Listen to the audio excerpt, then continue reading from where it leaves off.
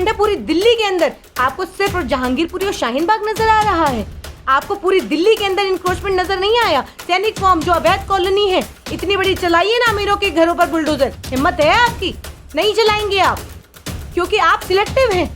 आप चुन चुन करके जगह जगह आप सिर्फ इसलिए बुलडोजर चलाना चाहते हैं, मुस्लिम को आर्थिक तौर पर कमजोर करना चाहते हैं। आप चाहते हैं कि किसी अब्दुल, किसी सलीम, किसी असलम के घर के ऊपर बुलडोजर चलेगा तो हमारा जो कम्युनल वोटर है वो खुश होगा। आप जज बन गए हैं, आप वकील बन गए हैं, आप पुलिस बन गए हैं, तो देश की अदालत को जो है वो ताला लगा दीजिए, क्योंकि आपने सब जितने भी यहाँ पर मुस्लिम कॉलोनीज हैं वो आपको सब अवैध नजर आ रही है। बाकी तो सब आपने वेरीफाई किया है। आपने जो पूरी सूची बनाई है उसके अंदर खास तौर पे चुन चुन करके, सिलेक्टिव हो करके मुस्लिम इलाकों के नाम डाले हैं। कहाँ जाएगा मुसलमान, कहाँ जाएंगे लोग? ये लोग जो यहाँ पर शाहीन बाग ओखला के अंदर जो रहता है, सिर्फ क्या मुसलमान रहता है, हिंदू नहीं रहता है?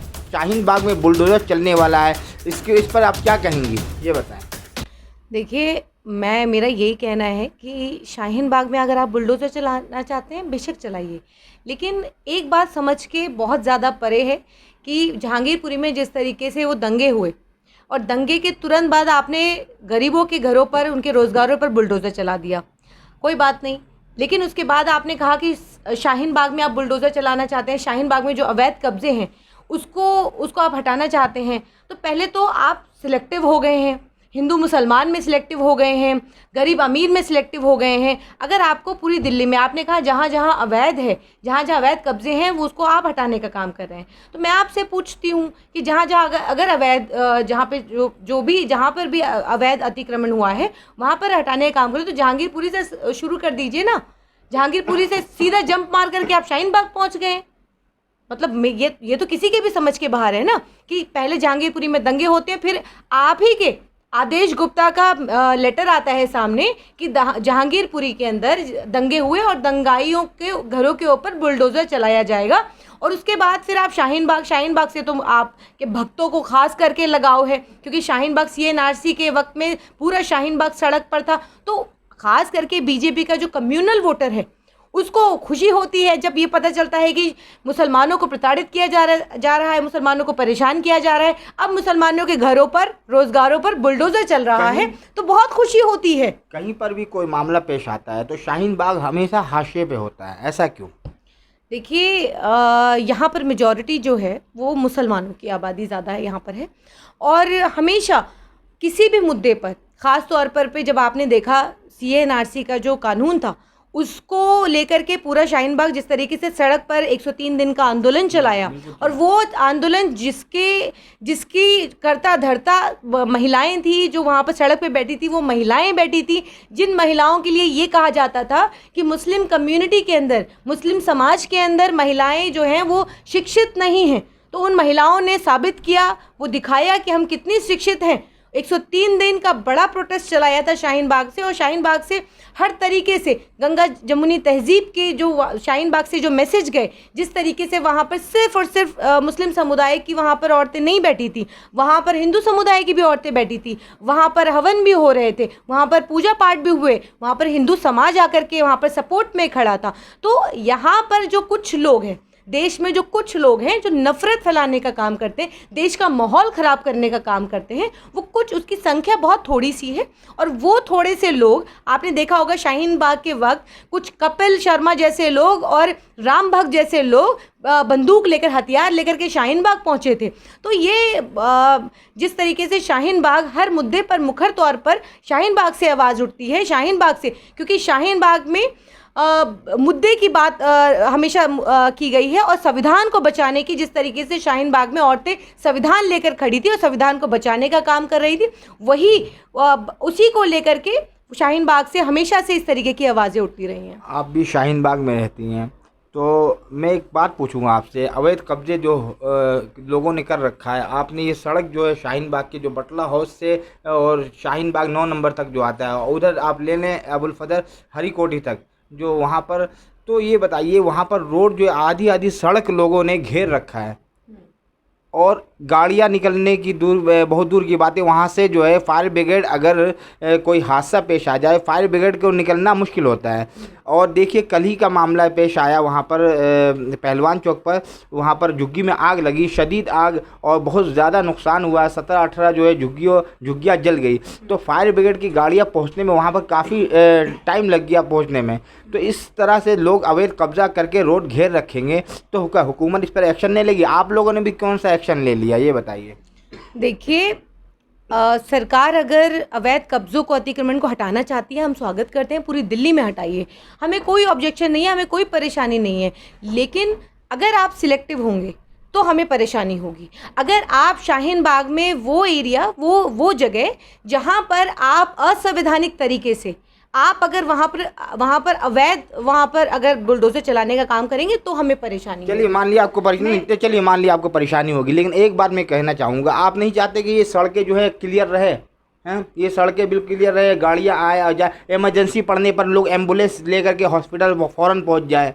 आप नहीं चाहते हैं? बिल्कुल, कौन नहीं चाहेगा ना। तो आपने इसके लिए कदम उठाया। ये सड़कें लोगों ने अवैध कब्जा कर रखे है, आधी सड़कें घेर रखा है लोगों ने, तो इस पर आपने क्या एक्शन लिया? देखिए मैं बता देती हूँ कि यहाँ पर लगातार RWA के साथ मिलकर के इस बात के लिए चर्चा की गई है। कब तक मैडम, कब तक? सालों से मैं वही बता रही हूँ कि चर्चा की गई है।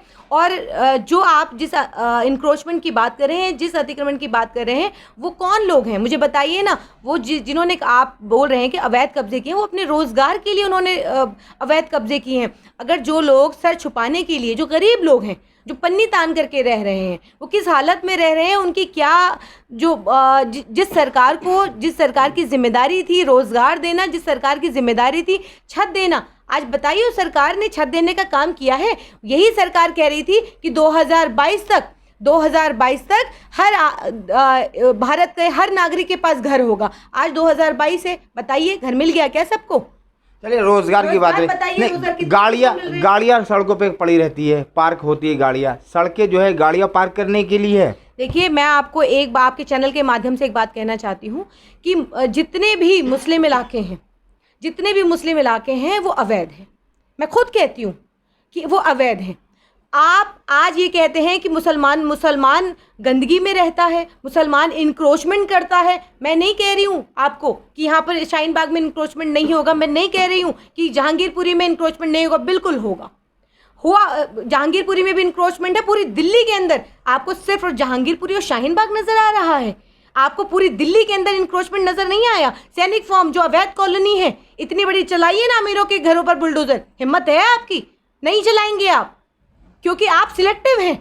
आप चुन करके जगह जगह आप सिर्फ इसलिए बुलडोजर चलाना चाहते हैं, मुस्लिम को आर्थिक तौर पर कमजोर करना चाहते हैं। आप चाहते हैं कि किसी अब्दुल, किसी सलीम, किसी असलम के घर के ऊपर बुलडोजर चलेगा तो हमारा जो कम्युनल वोटर है वो खुश होगा। मैं इस चीज़ के बिल्कुल फेवर में हूँ कि आप पूरी दिल्ली से अवैध कब्जे जितने भी हैं वो सबको साफ कराइए। लेकिन अगर आप सिलेक्टिव होकर के कराएंगे, असंवैधानिक तरीके से करेंगे, तो ये नहीं होगा। दूसरी बात, सुप्रीम कोर्ट की साफ तौर पे जजमेंट है कि आप अगर जहां पर भी अवैध निर्माण है वहां पर आप नोटिस देंगे, तो ये आप ऊपर से आप ये अपने ही प्रेस नोट में कहते हैं कि नोटिस देना जरूरी नहीं है। तो आप जज बन गए हैं, आप वकील बन गए हैं, आप पुलिस बन गए हैं, तो देश की अदालत को जो है वो ताला लगा दीजिए। क्योंकि आपने सब जितने भी यहाँ पर मुस्लिम कॉलोनीज़ हैं वो आपको सब अवैध नज़र आ रही है। बाकी तो सब आपने वेरीफाई किया है। आपने जो पूरी सूची बनाई है उसके अंदर ख़ास तौर पे चुन करके, सिलेक्टिव होकर के मुस्लिम इलाकों के नाम डाले हैं। मैं कहती हूँ कि आप बिल्कुल सही कह रहे हैं कि यहाँ पर एम्बुलेंस निकलने में दिक्कत हो रही है, यहाँ पर गाड़ियाँ निकल नहीं पाती हैं, सड़क पर पड़ी रहती हैं। कहाँ खड़ी करें बताइए? यहाँ पर आप गली से गुजर के तो देखिए कि किस तरीके की कितनी पतली पतली गलियां हैं। कहाँ जाएगा मुसलमान, कहाँ जाएंगे लोग? ये लोग जो यहाँ पर शाहीन बाग ओखला के अंदर जो रहता है, सिर्फ क्या मुसलमान रहता है, हिंदू नहीं रहता है क्या यहाँ पर जो गाड़ियाँ खड़ी हैं, क्या यहाँ पर पार्किंग की व्यवस्था है, पार्क की व्यवस्था है, क्या व्यवस्था है? जिस मुद्दों की राजनीति आपको करनी थी, जो विकास करने आप आए थे सत्ता के अंदर, आज आप सिर्फ और सिर्फ हिंसा और नफरत फैलाने का काम कर रहे हैं दो समुदाय के अंदर। इलेक्शन के टाइम में ये सारी चीजें आप लोग भूल जाती हैं। नहीं, बिल्कुल इलेक्शन के वक्त हम लोग नहीं भूलते हैं।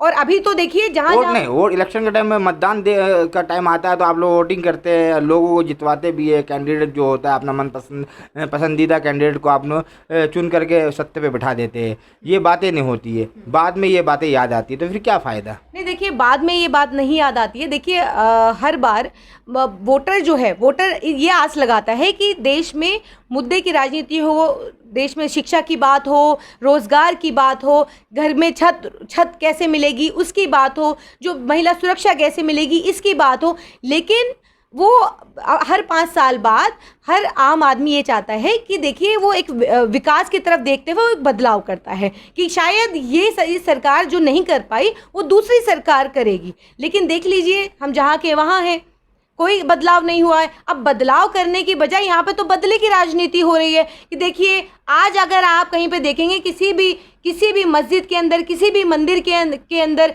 आज आप देख लीजिए मुसलमान ये सोच रहा है कि मुझे हिंदू से खतरा है, हिंदू सोच रहा है मुझे मुसलमानों से खतरा है।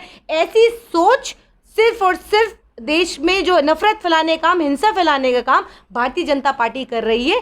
सिर्फ और सिर्फ वो इसी चीज़ की राजनीति करती, कुर्सी की फिक्र है, देश की विकास की, देश की महिला सुरक्षा की। महंगाई आज चरम पर है, लेकिन महंगाई से ध्यान भटकाने के लिए आज पेट्रोल डीजल के दाम देख लीजिए, आज सिलेंडर गैस के दाम देख लीजिए। आज वही नेता जो सड़क पर सिलेंडर उठा करके सिलेंडर पे बात करते थे, महंगाई की बात करते थे, आज प्रधानमंत्री महंगाई का माँ बोलने के लिए तैयार नहीं है। जो कहते थे महंगाई का, जो मौजूदा सरकार थी उस वक्त कांग्रेस की, उस टाइम पे कहते थे महंगाई का आप माँ नहीं बोल रहे हैं, आज आप बोलिए ना माँ।